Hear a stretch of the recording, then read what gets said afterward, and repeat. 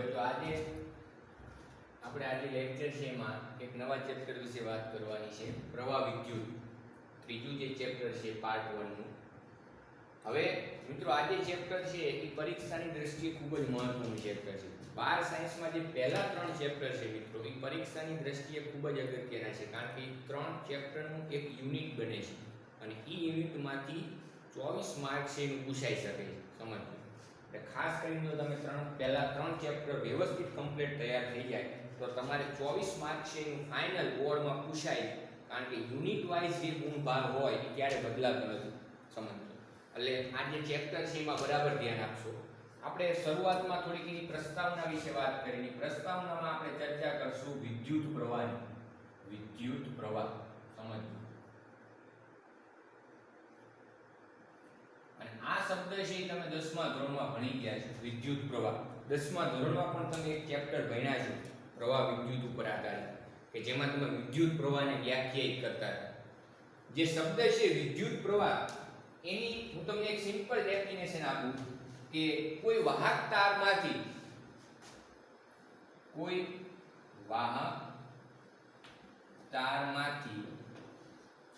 એકમ સમયમાં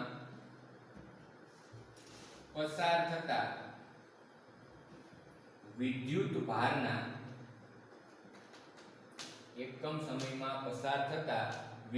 ભારના ચોખ્ખા જથ્થાને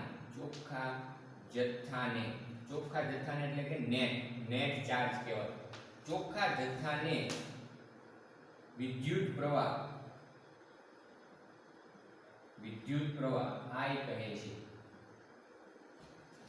કે કોઈ પણ વાહક છે એટલે કે વાહક તારમાંથી એકમ સમયમાં પસાર થતા વિદ્યુત ભારના ચોખ્ખા જથ્થાને વિદ્યુત પ્રવાહ તરીકે ઓળખવામાં આવે છે. શોર્ટમાં કેવું હોય તો કે એકમ સમયમાં પસાર થતો વિદ્યુત ભારનો જથ્થો એને વિદ્યુત પ્રવાહ કહેવાય. હવે વિદ્યુત ભાર વસ્તુ શું છે આપણે આગળ ભણી ગયા. મૂળભૂત રીતે આપણે 3 વિદ્યુત ભારિત કણોની ખાસ કરીને વાત કરતા હોય છે, ઇલેક્ટ્રોન, પ્રોટોન અને ન્યુટ્રોન. એમાં જે વિદ્યુત ભાર જે હકીકતમાં હોય છે એ ઇલેક્ટ્રોન ને પ્રોટોનનો હોય છે. સમજો, કારણ કે ન્યુટ્રોન વિદ્યુતની દ્રષ્ટિએ કેવો છે? તટસ્થ. એટલા માટે આપણે મોસ્ટ ઓફ જ્યાં વિદ્યુત ભારની ચર્ચા થઈ હોય કાં તો +1.6 × 10⁻19 કુલમ પ્રોટોનનો વિદ્યુત ભાર હોય, કાં એટલો -1.6 × 10⁻19 જે છે ઇલેક્ટ્રોનનો વિદ્યુત ભાર હોય. ટૂંકમાં વિદ્યુત ભાર માટે પ્રોટોન અને ઇલેક્ટ્રોન ખાસ કરીને જવાબદારી કણો છે, આપણે એવું કહી શકીએ. હવે હું આ વસ્તુ તમને એક સિમ્પલ સમજાવું છું કે માની લો તમારી પાસે એક વાહક તાર છે, કોઈ એ તારનો એક નાનો ભાગ મેં અહીં દર્શાવેલો છે. હવે આ વાહક છે તો એ વાહકમાં મુક્ત ઇલેક્ટ્રોન છે અસ્તવ્યસ્ત ગતિ કરે છે. અથવા એક સમય પૂરતું એવું વિચારીએ આપણે કે આ તાર છે એમાંથી ઇલેક્ટ્રોન અને પ્રોટોન છે, ઇલેક્ટ્રોનનો વિદ્યુતભાર ઋણ, પ્રોટોનનો ધન, એ આ રીતે અસ્તવ્યસ્ત ગતિ કરે છે. સમજો, આપણે એની નિશ્ચિત કોઈ ગતિ દર્શાવે નથી, આ રીતે અસ્તવ્યસ્ત ગતિ કરે છે. હવે હું એમ કહું કે આ વાહકતા છે એનો તમે એક નિશ્ચિત આડછેદ વિચારો. આ રીતે આ આડછેદમાંથી પસાર થતો વિદ્યુત ભારનો ચોખ્ખો જથ્થો કોને કહેવાય? સમજો કે એક પૂરતું એવું વિચારો કે પ્રોટોનના કારણે જે ધન વિદ્યુત ભાર હોય છે એટલે કે Q+, એ ધન વિદ્યુત ભાર છે આ એક દિશામાં પસાર થાય છે. એટલે કે જેટલા પ્રોટોન આ દિશામાં વહેતા હશે, સમજો જમણી તરફ, અને ઈ આડછેદમાંથી પસાર થતા હશે, સમજો, તો ત્યારે તમે એવું કહી શકો કે ઈ આડછેદમાંથી વિદ્યુત પ્રવાહનો ચોખ્ખો જથ્થો કેટલો પસાર થાય? તો કે Q+.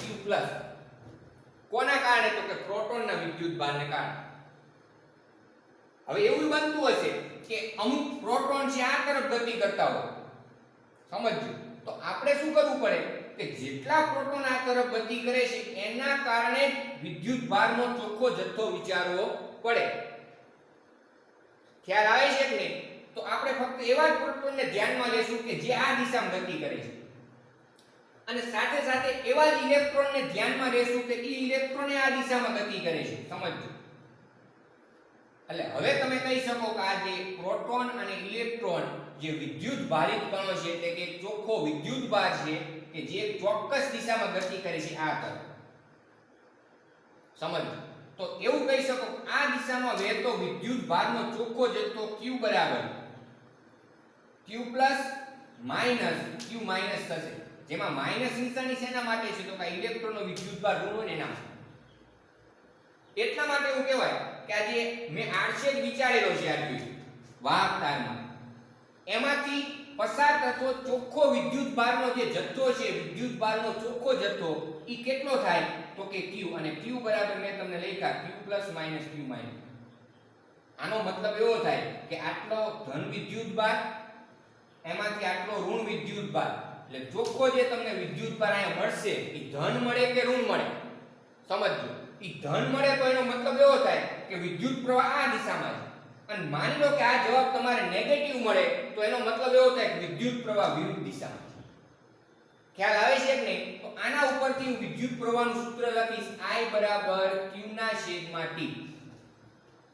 કોઈ વાહક તારમાંથી એકમ સમયમાં સમય કેવો લેવાનો છે એકમ સમયમાં પસાર થતા વિદ્યુત ભારના ચોખ્ખા જથ્થાને તે તારમાંથી પસાર થતો વિદ્યુત પ્રવાહ કહેવાય. એટલા માટે આ જે પ્રવાહ છે એનું સૂત્ર થશે Q ના છેદમાં T જેમાં Q છે નો એકમ તો કે કુલમ, T એટલે સમય એટલે કે વિદ્યુત પ્રવાહનો SI એકમ થાય એમ્પિયર. વિદ્યુત પ્રવાહ I છે એનો એકમ કયો થાય તો કે એમ્પિયર. અને આ મૂળભૂત ભૌતિક રાશિ છે એને શેના વડે સંજ્ઞા વડે દર્શાવીને એકમને તો કે કેપિટલ A વડે. તો આ મિત્રો છે આપણે વિદ્યુત પ્રવાહ છે ની વાત કરી. હવે બીજી વસ્તુ આમાં સમજવા જેવી છે કે માની લો કે કોઈ તાર છે ઈ નોર્મલ પોઝિશનમાં મૂકેલ છે. તમારી પાસે કોઈ એક વાહક તાર છે હું એને મૂકી દઉં. હવે વાહક તાર તમારી પાસે આવી ગયો તો એમાંથી શું પ્રવાહ પસાર થતો હશે?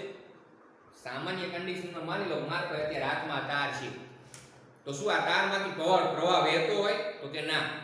શા માટે? એનું કારણ છે કે જ્યારે તમારી પાસે કોઈ વાહક તાર હોય તો એમાં ઇલેક્ટ્રોન છે અસ્તવ્યસ્ત ગતિ કરતા હોય. અહીંયા આપણે એક પરિસ્થિતિનો વિચાર કર્યો સમજજો કે જે પરિસ્થિતિમાં ઇલેક્ટ્રોન છે એમાં અમુક ઇલેક્ટ્રોન એક જ દિશામાં વહે છે. માની લો હું એમ કહું કે આમાં 50 ઇલેક્ટ્રોન છે અને 50 પ્રોટોન છે અસ્તવ્યસ્ત ગતિ કરે છે. સમજજો બરાબર. 50 ઇલેક્ટ્રોન ને 50 પ્રોટોન એ અસ્તવ્યસ્ત ગતિ કરે છે. 50 ઇલેક્ટ્રોન અને 50 પ્રોટોન. હું આ તમને એક ઉદાહરણ આપું છું. એ આમાં અસ્તવ્યસ્ત ગતિ કરે છે આ વાહક તાર. હવે આ 50 માંથી સમજજો આ 50 માંથી 5 ઇલેક્ટ્રોન એવા છે કે જે આ એક જ દિશામાં ગતિ કરે છે એટલે આ તરફ. અને આ 50 પ્રોટોન છે એમાંથી 10 પ્રોટોન એવા છે કે જે આ દિશામાં ગતિ કરે છે જમણી તરફ. તો એક ક્ષણ માટે તમે વિચારી શકો કે આ જે તાર છે એમાંથી જે ચોખ્ખો વિદ્યુત ભાર છે એ આ બંનેની બાદબાકી કરતા જે મળે એટલો વિદ્યુત ભાર એમાંથી પસાર થાય તો એકમ સમયમાં ઈ જે તારમાંથી આટલો પ્રવાહ પસાર થયો કહેવાય. પણ સામાન્ય પરિસ્થિતિમાં આપણે એવું વિચારીએ તો કોઈ તાર છે એમાંથી વિદ્યુત પ્રવાહ ત્યારે જ પસાર થાય કે જ્યારે તમે તાર સાથે એક બેટરી જોડો.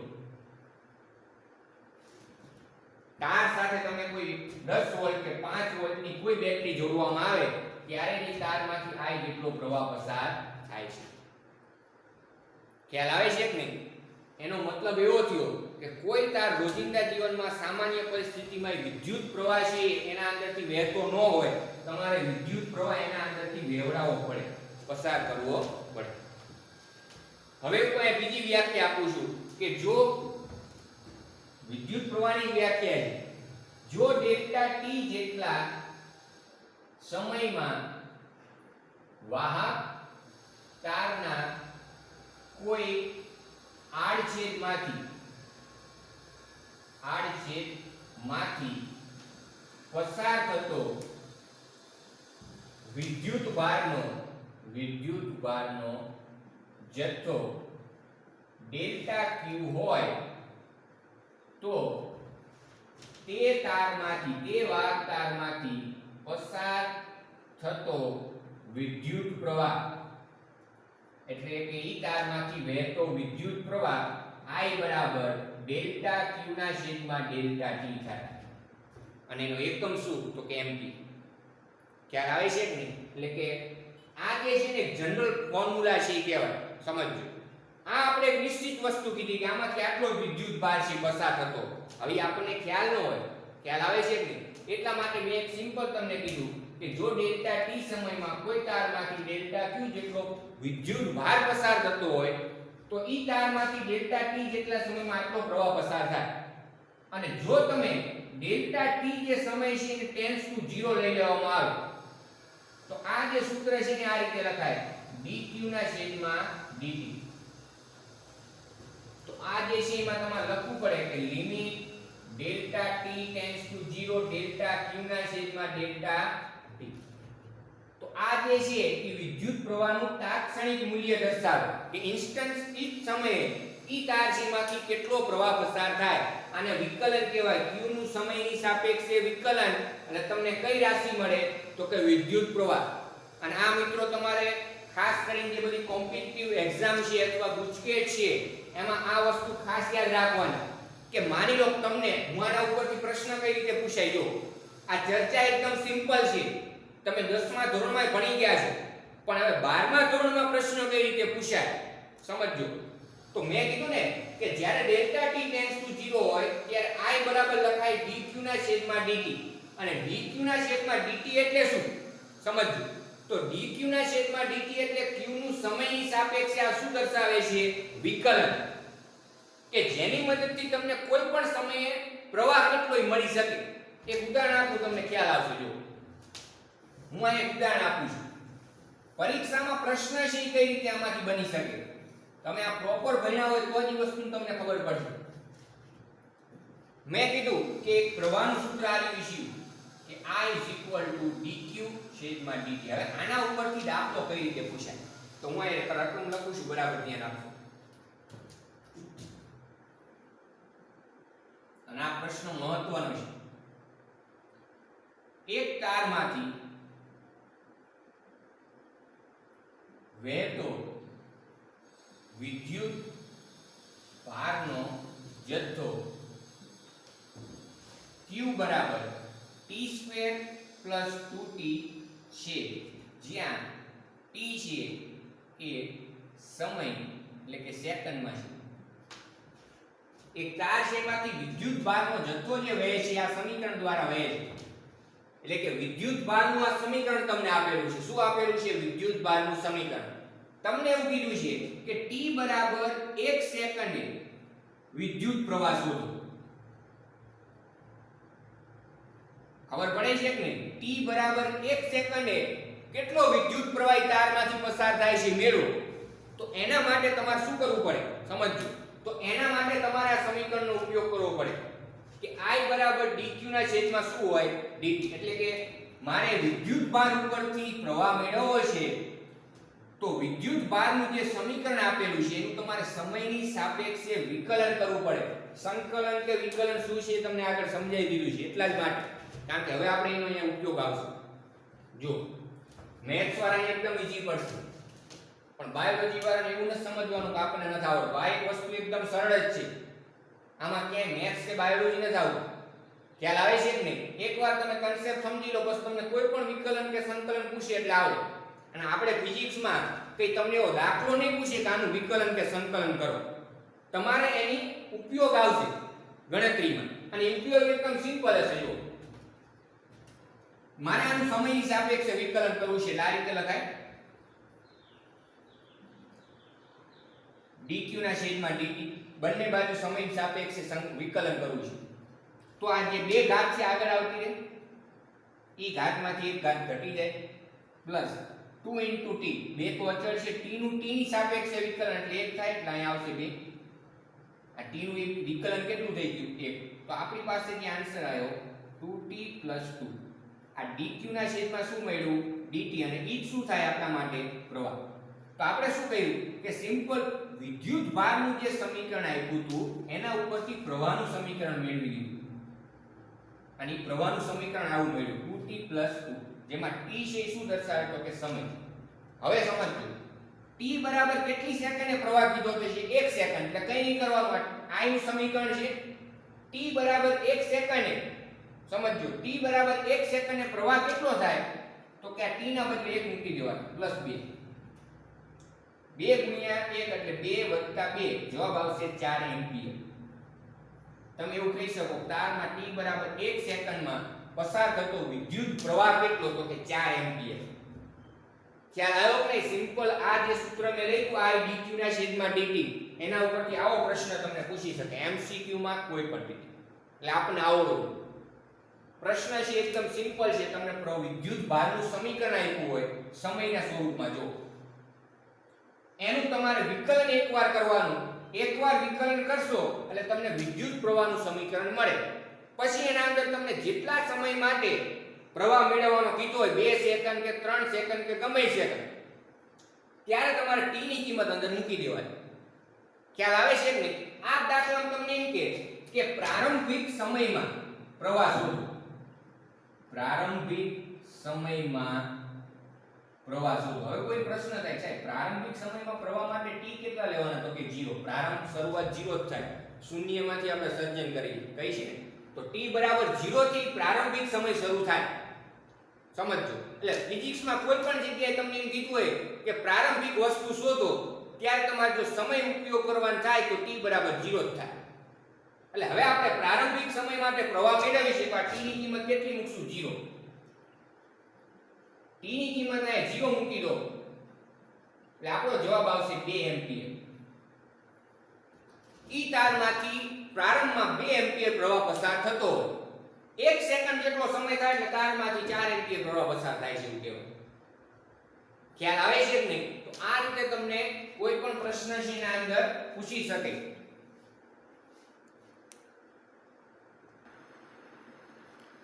હવે એના પછીનો જે આપણો ટોપિક છે સુવાહકો છે એમાં વિદ્યુત પ્રવાહ. આપણે શરૂઆતમાં વિદ્યુત પ્રવાહ વિશેની વાત કરી.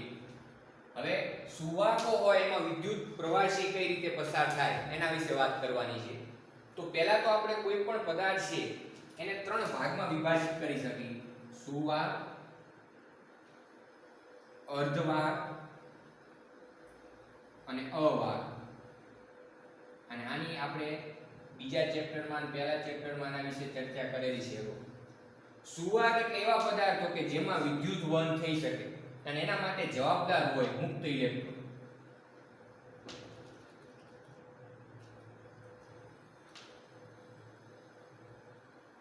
એટલે કે સુવાહકમાં જે વિદ્યુત વહન થશે એ કોના કારણે થતું હોય, તો કે મુક્ત ઇલેક્ટ્રોનના કારણે. એ મુક્ત ઇલેક્ટ્રોન શું છે આપણે વસ્તુ સમજાવી. અર્ધવાહક છે તો એ અર્ધવાહક એવા પદાર્થો છે કે જેમાંથી વિદ્યુત પ્રવાહ વહન પણ પામી શકે. એટલે કે એક સમય માટે એ સુવાહક પણ કહેવાય ને એક સમય માટે એ અવાહક કહેવાય. એટલા માટે એમાં વચ્ચેનું નામ આપ્યું અર્ધવાહક. તો એમાં જે વિદ્યુત વહન થાય છે ઇલેક્ટ્રોન ને પ્રોટોન બંનેના કારણે થતું હોય. ઇલેક્ટ્રોન અને પ્રોટોન એટલે કે હોલના કારણે વિદ્યુત વહન થાય. અને હોલ શું છે આપણે સેમિકન્ડક્ટર ચેપ્ટર ભણી ત્યારે તમને માહિતી મળશે. અત્યારે ટૂંકું આટલું યાદ રાખવાનું કે આમાં વિદ્યુત વહન કોના કારણે થાય, આમાં વિદ્યુત વહન કોના કારણે થાય. અને અવાહકનો તો કોઈ પ્રશ્ન નથી, એમાં મુક્ત ઇલેક્ટ્રોન હોતા નથી, એટલે એમાં વિદ્યુત વહન થશે નહીં.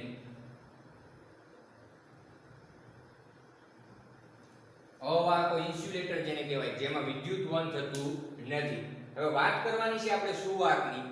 તો કે માની લો કે તમે કોઈ પણ તાર છે એને જ્યારે વિદ્યુત ક્ષેત્રમાં મૂકવામાં આવે છે, વિદ્યુત ક્ષેત્રનો એક સીધો મતલબ એવો થાય કે તમારે તાર સાથે એક બેટરી જોડવાની છે. એક આ તાર છે માની લો, સિમ્પલ. ઈ તાર સાથે હું એક બેટરી જોડું છું. આ તાર સાથે આપણે એક બેટરી જોડીશું આ રીતે, કે જેના વોલ્ટેજ હશે કે તો આ જે બેટરી છે એના કારણે જે વિદ્યુત ક્ષેત્ર છે ને આ દિશામાં હોય. આને બાહ્ય વિદ્યુત ક્ષેત્ર કહેવાય. શું કહેવાય? બાહ્ય વિદ્યુત ક્ષેત્ર. એટલા માટે આ જે તાર છે એ વિદ્યુત ક્ષેત્રની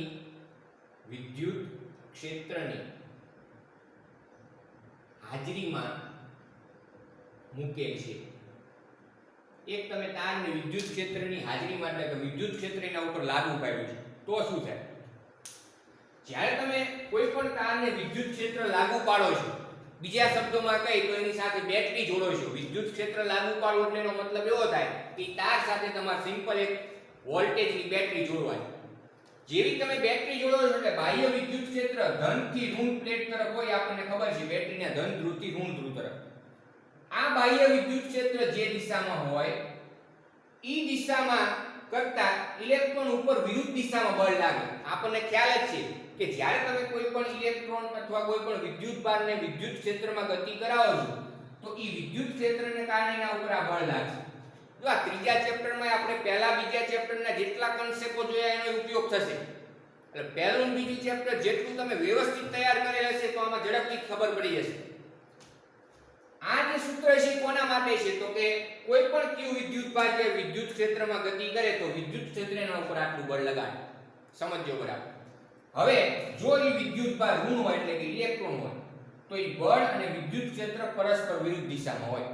એટલે કહેવાનો મતલબ શું કે આ તાર છે એમાં જે મુક્ત ઇલેક્ટ્રોન રહેલા હોય, સમજજો, ઈ મુક્ત ઇલેક્ટ્રોન આ વિદ્યુત ક્ષેત્રના કારણે આ દિશામાં ગતિ કરે. ઇલેક્ટ્રોન જે દિશામાં ગતિ કરશે એની ગતિની દિશા કઈ હોય તો કે આ બાહ્ય વિદ્યુત ક્ષેત્ર કરતા વિરુદ્ધ દિશા. એટલે ઈ દિશામાં એ ગતિ કરશે એટલે પરિપથ છે ઈ પરિપથમાંથી I જેટલો પ્રવાહ પસાર થાય છે એવું કહેવાય. એનો મતલબ એવો થયો કે વિદ્યુત પ્રવાહના વહન માટે જવાબદાર કોણ તો કે ઇલેક્ટ્રોનની ગતિ. ઇલેક્ટ્રોનને પ્રવેગિત કર્યા ત્યારે. અને ઇલેક્ટ્રોન પ્રવેગિત ક્યારે થયા તો જ્યારે તમે આ બાહ્ય વિદ્યુત ક્ષેત્ર લગાડ્યું ત્યારે. પણ એક પ્રશ્ન એક બીજો વિચારવાનો કે આના પહેલા ઈ વાહક તાર છે એમાં ઇલેક્ટ્રોન અસ્તવ્યસ્ત તો ગતિ કરતા હતા. મુક્ત ઇલેક્ટ્રોન છે ઈ તારમાં અસ્તવ્યસ્ત ગતિ કરતા જ. પણ માની લો હું અહીંયા તાર આ રીતે મૂકી દઉં, આ એક વાહક તાર છે આપણે મૂકી દીધો આ, તો આમાં ઇલેક્ટ્રોન છે અસ્તવ્યસ્ત ગતિ કરતા હશે જો. પણ ઈ ઇલેક્ટ્રોનની દિશા એક ચોક્કસ નહીં હોય. એટલે કાં આ તરફ અને કાં આ તરફ. અને જો ઇલેક્ટ્રોનની દિશા એક ચોક્કસ દિશા ન હોય તો વિદ્યુત પ્રવાહ મળે નહીં. કારણ કે વિદ્યુત પ્રવાહની વ્યાખ્યા એ છે કે વાહક તારના કોઈ પણ એક આડછેદમાંથી, અહીં એક તમે આડછેદ વિચારી શકો, એનો આડછેદ કહેવાય. વાહક તારના કોઈ પણ એક આડછેદમાંથી ચોખ્ખો પસાર થતો વિદ્યુત ભારનો જથ્થો. ચોખ્ખો એટલે શું કે હું એમ કહું કે અહીંથી 10 ઇલેક્ટ્રોન આ તરફ પસાર થાય છે તો એ ચોખ્ખો વિદ્યુત ભાર ઋણ વિદ્યુત ભાર એટલો પસાર થયો એમ કહેવાય. પણ હું એમ કહું કે 5 વિદ્યુત ભાર આ તરફ ગતિ કરે છે 5 ઇલેક્ટ્રોન અને 5 ઇલેક્ટ્રોન આ તરફ ગતિ કરે છે તો નેટ ચાર્જ કેટલો એના અંદરથી પસાર થાય તો કે 0. કારણ કે જેટલા ઇલેક્ટ્રોન આ બાજુ આવે છે એટલા જ આમ જાય છે. તો એ આડછેદમાંથી પસાર થતો ચોખ્ખો વિદ્યુત ભાર 0 થાય એટલે આડછેદમાંથી પ્રવાહ પસાર થયો કહેવાય નહીં. ખ્યાલ આવે છે કે નહીં? બીજી એક વસ્તુ કે વાતાવરણમાં એવા અણુઓ છે કે જે ઇલેક્ટ્રોન ધરાવતા હોય. સમજજો, જેમ કે વાતાવરણમાં જે પૃથ્વીની સપાટી છે તમે ઉપર જાઓ એટલે એક સ્ફિયર આવે જેને કહેવાય આયનોસ્ફિયર. તો આયનોસ્ફિયરમાં ધન ને ઋણ વિદ્યુત ધન ને ઋણ આયનો હોય છે, એ આપણને ખ્યાલ છે. એમાં પણ વિદ્યુત ભાર છે ગતિ કરે છે, સમજજો, પણ એના માટે પ્રવાહ રચાતો નથી. એનું કારણ શું કે એમાં જે ઇલેક્ટ્રોન હોય કોઈ પણ અણુના ઈ ઇલેક્ટ્રોન ન્યુક્લિયસ સાથે જકડાયેલા હોય. કોઈ પણ અણુની તમે વાત કરો તો એ અણુ માટે પરમાણુ હશે. પરમાણુનું કેન્દ્ર એટલે ન્યુક્લિયસ અને ન્યુક્લિયસની બહાર કક્ષામાં જે ઇલેક્ટ્રોન હશે એ ન્યુક્લિયસ સાથે જકડાયેલા હોય એટલે કે બંધિત અવસ્થામાં હોય. એટલે ઈ ઇલેક્ટ્રોન જ્યાં સુધી મુક્ત નહીં થાય ત્યાં સુધી પ્રવાહ રચી શકે નહીં. સુવાહકો છે એમાં એવું બને છે કે સુવાહકોમાં અણુઓની સંખ્યા ઘણી બધી વધારે હોય.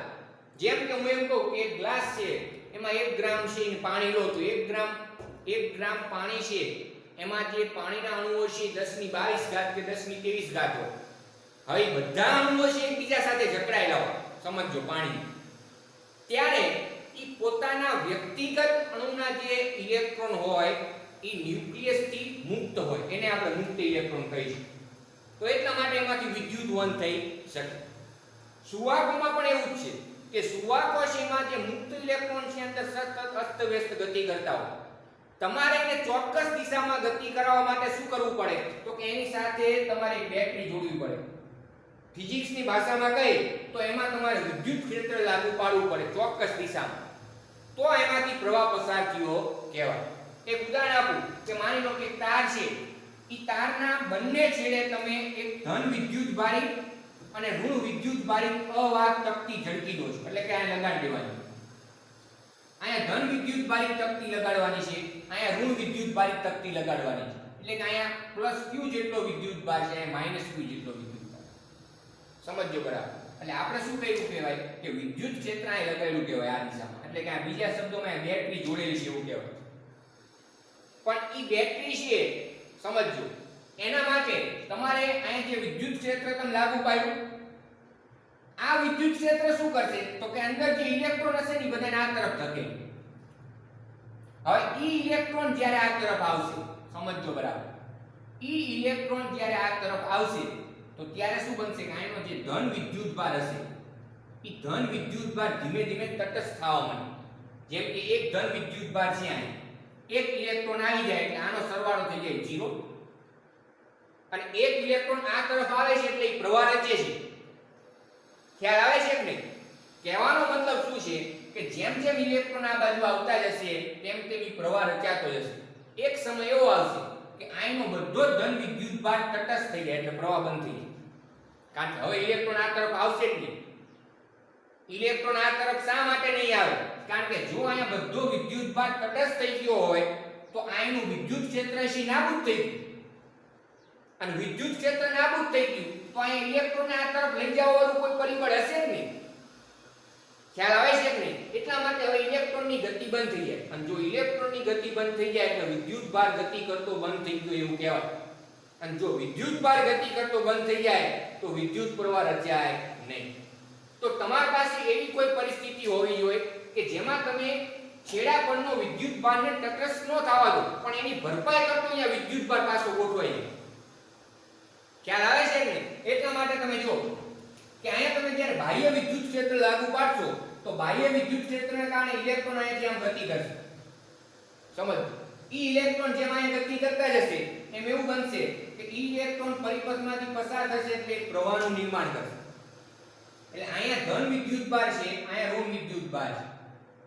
ઈ ઇલેક્ટ્રોન પાછો અહીંયા આવશે, પાછો અહીંયા ગતિ કરશે એટલે ઋણ વિદ્યુતભાર છે અહીંયા આવે એટલે આ તટસ્થ થઈ જાય. પાછો ઇલેક્ટ્રોન પરિપથમાં પસાર થાય એટલે અહીંયાથી મુક્ત થશે. ઇલેક્ટ્રોન અહીંયાથી બહાર નીકળે એટલે ધન વિદ્યુતભાર પાછો ખુલ્લો થઈ જાય.